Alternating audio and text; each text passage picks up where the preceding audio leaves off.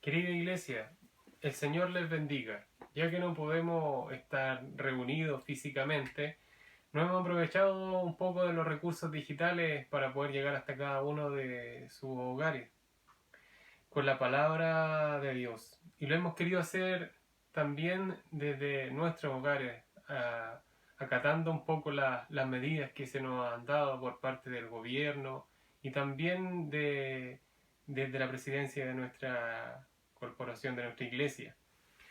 Hoy queremos compartirles, tal como cada domingo lo hacemos, una porción de la palabra y comentarles que una vez hubo un autor que se le ocurrió escribir una carta por comisión de su señor. Y comenzó esta carta, una parte de esta carta, dedicándola con amor hacia un grupo de personas. En ella describía cuánto les extraña y les ama, y luego llama a que estas personas se puedan mantener firmes. También entre las recomendaciones que este escritor da a sus lectores hace un llamado a la alegría. Y sí, tal cual como suena, a la alegría. Luego le exhorta a cambiar su actitud frente a una situación de vida, una difícil situación de vida que ellos estaban viviendo. Y cómo la actitud que tomaran frente a esa situación debía impactar y ser conocida de todos los hombres.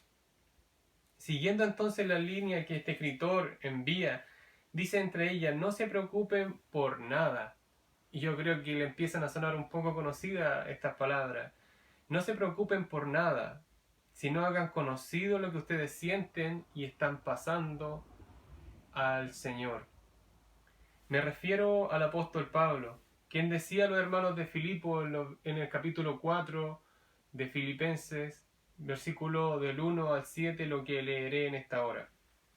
Dice así, en el nombre del Señor. Así que ustedes, hermanos míos, amados y deseados, gozo y corona mía, manténganse firme en el Señor, amados. Ruego a Evodia y a Sintique que se pongan de acuerdo en el Señor. También a ti, compañero fiel, te ruego que ayudes a estas que lucharon conmigo en el Evangelio, junto con Clemente y mis otros colaboradores, cuyos nombres están en el libro de la vida. Regocíjense en el Señor siempre. Y otra vez les digo, regocíjense.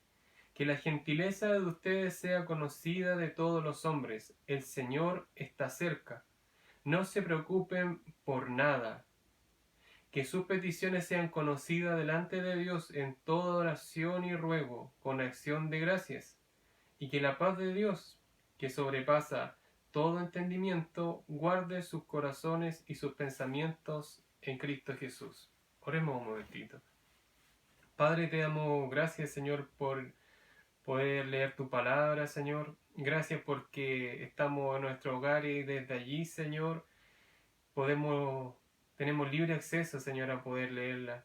Gracias, Señor, porque tú tienes cuidado de nosotros, porque aún en medio de la situación difícil que estamos pasando, Señor, sabemos que tú eres soberano, Señor. Y te agradecemos, Señor, porque tú tienes el control de toda la creación, de todas tus criaturas, Señor, y nada escapa de tus manos, y esa es nuestra fe, Padre.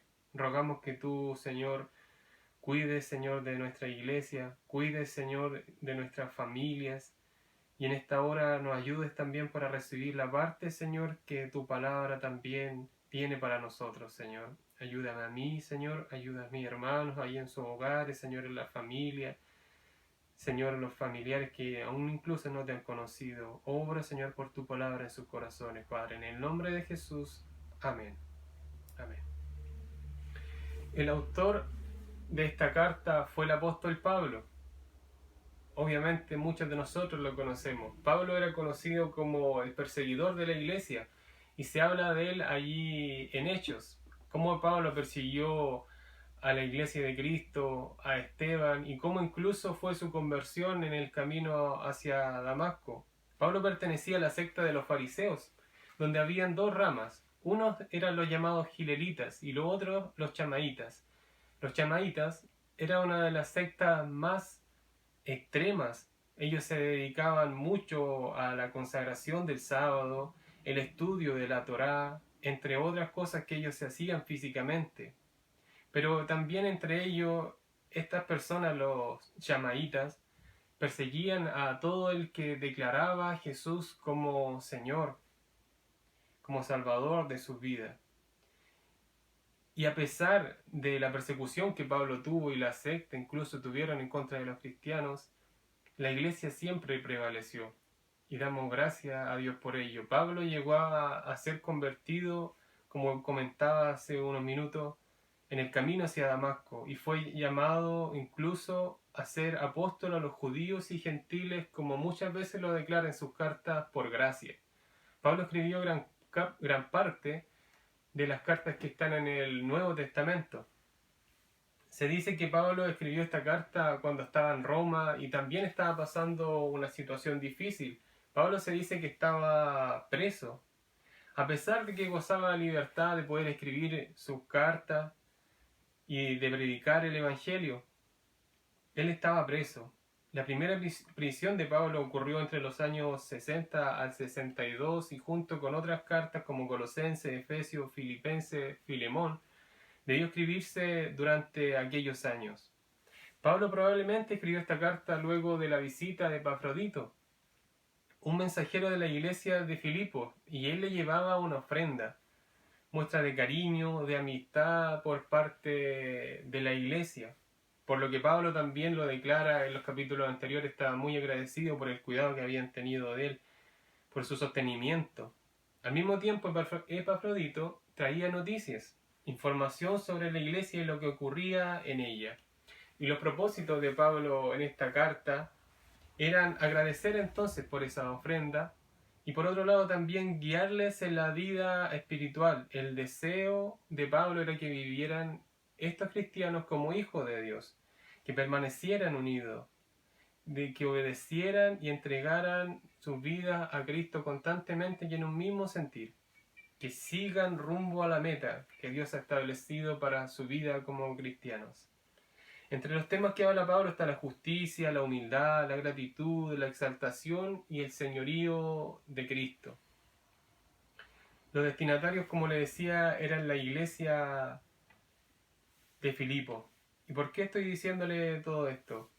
Era un poco para introducir el tema que vamos a tratar hoy día, que tiene mucho que ver con los días que estamos viviendo como país y en general a nivel mundial como iglesia. Y tiene que ver con la paz. Primero decir como idea central de estos capítulos, de estos versículos, perdón, la exhortación que hace Pablo a los filipenses a regocijarse y a dejar en oración sus peticiones delante de Dios.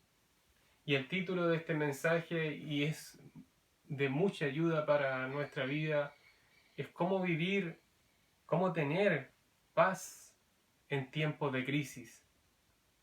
Y usted se estará preguntando, ¿cómo puedo tener paz en tiempos de crisis? Antes de ir a aquello, recordaremos un poco las formas en que no se obtiene la paz. ¿Cómo no se obtiene la paz? La paz no se obtiene por medio de la preocupación. El versículo 6 dice, no se preocupen por nada. Entonces, ¿debo vivir en despreocupación? Quizás se está preguntando usted ahí en su casa. No. Es que hemos mal entendido lo que significa la preocupación, queridos hermanos. En parte hemos entendido mal el significado de esta palabra. Entonces, ¿qué es la preocupación? La preocupación quiere decir estar ansioso, intranquilo, inquieto. Todos hemos sentido alguna vez esto, pero la preocupación cuando es en extremo, es decir, muy preocupado, o por el lado contrario, la despreocupación es cuando empieza a hacer esto malo, empiezan a haber malas consecuencias en la vida del cristiano. Pablo entonces va más allá, les dice, no se preocupen por nada.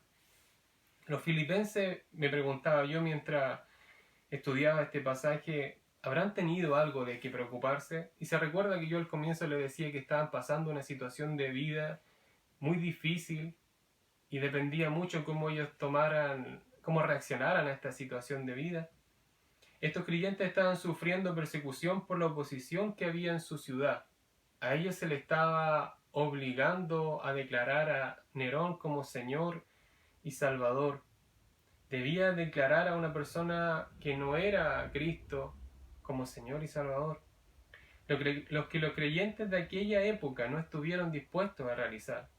Por ello entonces probablemente, dicen los estudiosos, se burlaban de ellos y de su esperanza en el futuro, ya que creían que Cristo era solamente un hombre que había muerto en la cruz, un humano que murió en la cruz. ¿Cómo era posible entonces que Pablo le dijera que no tenían que preocuparse? Si ellos probablemente tenían mucho de qué preocuparse en el sentido que nosotros entendemos esta palabra. El preocuparse quiere decir tomar por iniciativa propia y de forma previa lo que muchas veces le pertenece a Dios. Pablo les decía entonces por este mensaje que nada es digno de tomarse en forma previa a la oración y ruego delante de Dios. Hermano querido, hermana querida que están ahí en sus hogares escuchando esta palabra, aunque no estamos siendo perseguidos como los hermanos en nuestro contexto, ni sufriendo persecución física, sí estamos pasando tiempos difíciles, en que no nos podemos reunir en nuestro templo como iglesia para adorar al Señor con libertad, saludarnos fraternalmente, preguntarnos cómo hemos estado. Sí estamos pasando tiempos difíciles, aunque no estamos siendo perseguidos, y esa es la diferencia. Pero queridos, el llamado en esta hora es que no nos preocupemos desmedidamente, sino por el contrario recordemos que pertenecemos al Señor, que tenemos al Señor. Él sabe la situación que estamos pasando y como decía al principio, nada escapa de su soberanía. Él sabe cómo te has sentido, Él sabe lo que has pasado, entonces el llamado es a confiar en Él. Aclaro, queridos hermanos, que no es que en estos tiempos de crisis y de coronavirus debamos vivir de manera indiferente frente a la situación que nos rodea. Menos cuando cada día vemos como hay más personas infectadas y como incluso hoy día se supo de la muerte ya de la primera persona infectada por esta pandemia. El llamado es otro. Y es que en medio de lo que está sucediendo, en medio de la crisis sanitaria que estamos viviendo, es que el llamado es a que recordemos las palabras que hemos aprendido, que volvamos a tomar esta escritura, que oremos como familia y que no caigamos entonces en una preocupación extrema. Oremos por las peticiones que se han estado enviando al grupo, mantengámonos en contacto por llamadas telefónicas, ocupemos los medios que tenemos para ser iglesia hasta que nos podamos reunir acá. Recordemos, amada iglesia de Cudico, en estos días que no nos podremos reunir, que somos hijos del Dios que es soberano y sigue siendo y será soberano hasta la eternidad. El Señor no ha cambiado y nunca cambiará. Él tiene control sobre su creación, sobre su criatura. ¿Cómo tener paz en tiempo de crisis? Vuelvo a hacer la pregunta. No por una preocupación excesiva, de esa forma no se obtiene la paz. Eso no es provechoso para nadie, por el contrario, muchas enfermedades vienen por la preocupación desmedida. Ni tampoco la paz viene por ser indiferente, sino lo primero y lo que Pablo también quería decir es que nosotros debemos darle nuestro primer lugar para estar con el Señor. Y lo decía ahí en Mateo 7, busquen el reino de Dios y su justicia y lo demás vendrá por añadidura. Esa es la forma para que nosotros podamos tener paz y para, como dice en ese capítulo, podamos dejar de estar preocupados, dejemos de estar inquietos y podamos tener entonces la paz que tanto necesitamos en estos días. Nuestra lealtad sea primero a nuestro Señor, el primero en nuestras vidas. No se preocupen por nada, les dice Pablo, pero sí les dice, y también voy a recalcarlo más adelante, oren por todo. La paz que tanto necesitamos no viene por los diferentes tipos de preocupaciones que nazcan dentro de nosotros, lo que estamos pasando o cuán preocupados nosotros estemos, sino de nuestra confianza en Dios. Y vuelvo a preguntar, ¿cómo tener paz entonces en tiempo de crisis? Y Pablo muestra varias maneras. La primera La dice en el versículo 4. Regocíjense en el Señor siempre. Y otra vez les digo, regocíjense. Aunque suene contradictorio, incluso yo creo que sonó contradictorio para los hermanos de Filipo, y aunque suene contradictorio para nosotros hoy, el llamado sí es a regocijarse, pero no a regocijarse en el vacío, sino a regocijarnos en que pertenecemos, en que tenemos al Señor. El regocijarse en el original quiere decir gozarse, alegrarse, sentirse felizmente calmado a pesar del sufrimiento que pueda la persona estar pasando. Incluso Pablo llamaba a que se regocijaran con él, estando preso, en el capítulo 2, versículos 17 y 18. La alegría, querido hermano, querida hermana, querido oyente, es el sentimiento de la persona que termina algo sin problemas. Pero la alegría del creyente va aún más allá, porque la alegría del creyente va llena de esperanza en un futuro que cada vez pareciera que se nos acerca más. La alegría del creyente es en el Señor, va más allá del problema. Está nuestra alegría en el Señor, de ahí que Pablo le dijera regocíjense, pero no regocíjense por lo que han obtenido, no regocíjense por las diferentes cosas que ustedes están pasando a diario, regocíjense en el Señor. Y qué motivo y qué bonito suena aquello. Ese sea nuestra alegría, que somos del Señor, como dice Pablo. A pesar de lo que pase, somos del Señor. Pablo le está pidiendo que se regocijaran, ya que tenían un gran motivo. Entonces, tu alegría, querido hermano, hermana, y también para mí, nuestra alegría, esté puesta en el Señor.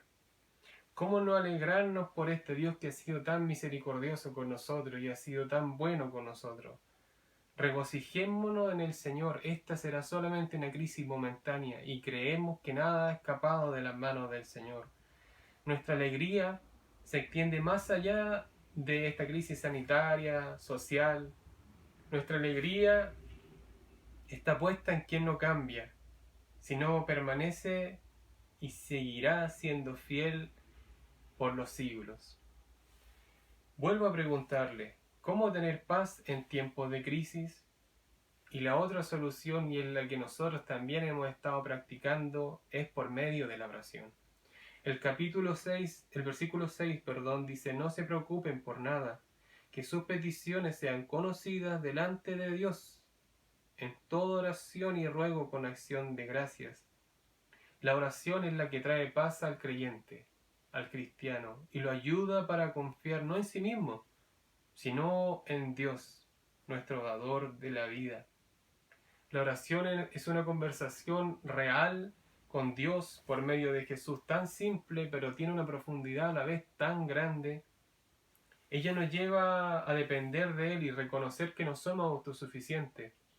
Por medio de la oración recordamos que necesitamos al Señor y nuestro orgullo mengua, porque estamos postrados delante de Él diciéndole que le necesitamos, que lo necesitamos para vivir.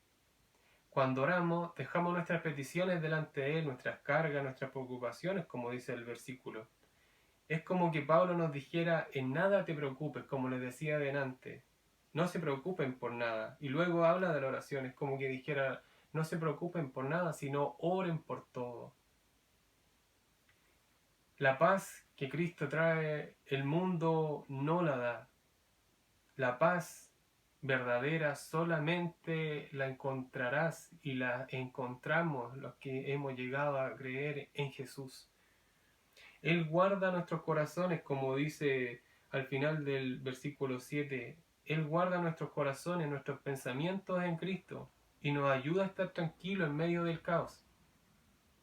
La paz no es solo la ausencia de guerra o dejar de hacer alguna acción, como decía al principio, sino saber que tienes tu fe en Dios, que habitas, como dice su palabra, al abrigo del Altísimo, que te comunicas con Él por medio de la oración. ¿Qué paz más verdadera, queridos hermanos, queridas hermanas? La consecuencia de la oración, del regocijarse, del estar alegre en el Señor, será entonces lo que dice el versículo 5, que la gentileza de ustedes sea conocida de todos los hombres. El Señor está cerca. Esa gentileza quiere decir vivir con moderación, con mesura, siendo amable, y aparecen como requisito en Timoteo de los obispos o en Tito, pero también debe ser una actitud nuestra, ser caracterizarnos por ser personas gentiles, amables, en nuestro saludo, en nuestro trato, en nuestra despedida, en una pregunta, en el preguntar cómo estás a las demás personas, que sepan que somos cristianos de esa forma. Entonces, por medio de la oración y el regocijo y también la lectura de la palabra, demostraremos esa actitud. Claro que vendrá esa actitud a nuestra vida. De esa manera, les dice Pablo, sean conocidos por todos los hombres, por su amor, y seamos conocidos por eso también nosotros hoy, por nuestro amor, por nuestra amabilidad, siendo amables con los demás. De esta forma también testificamos, y yo creo que usted sabe que es así, testificamos en quien hemos creído. Y si tú, querida persona que estás escuchando, aún no has llegado a conocer a Jesús, no lo has reconocido en tu vida, hoy es el día oportuno. Reconoce tus pecados delante de Él en oración. Ruégale por el perdón de tu vida y confiésale como Señor y Salvador. Solo en Él, y debes saber esto, solo en Él se encuentra la verdadera paz. La paz que quizás no encontraste por medio de otras cosas. La paz que el mundo no da. Solamente se encuentra en Cristo. ¿Cómo tener paz en tiempo de crisis? Entonces no por la preocupación desmedida en los extremos, sino por la serie de recomendaciones que hemos oído en esta hora. Regocijémonos en el Señor, sigamos orando constantemente los unos por los otros y por nuestras vidas para no caer en la preocupación, y seamos de esta manera un testimonio para el no creyente y aprovechemos este tiempo para hacer luz. Dios les bendiga, querida iglesia. Fue un gusto poder estar en este momento con ustedes ahí en sus hogares. El Señor siga guardando a nuestra iglesia de Cudico, y Dios, como le decía delante, es soberano. Confiemos en Él nuestras vidas. Dios les bendiga.